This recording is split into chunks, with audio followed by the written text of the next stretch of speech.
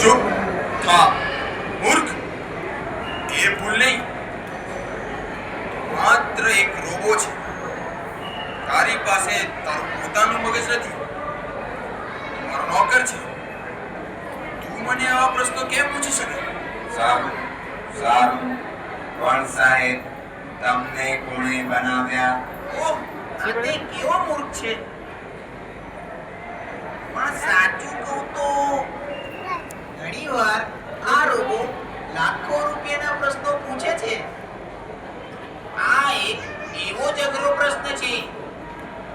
આપણા ગ્રહ પર જીવનનું સર્જન કેવી રીતે થયું? ખરેખર કહું તો હું પણ તેનો જવાબ જાણતો નથી.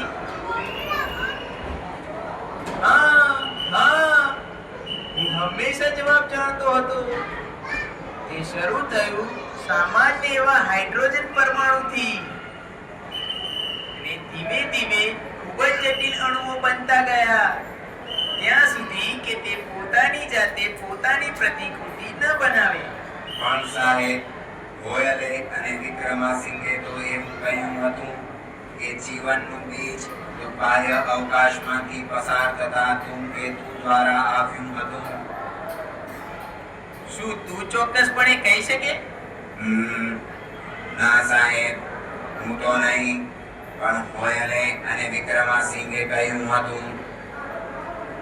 પણ હું ચોક્કસ છું. તેની શરૂઆત સમુદ્રોમાં અમીબા દ્વારા થઈ હતી, અને પછી વધારે ને વધારે જટિલ સજીવો પાણીમાં બનતા ગયા.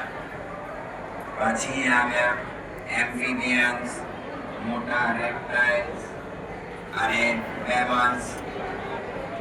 પ્રાઇમેટ્સ.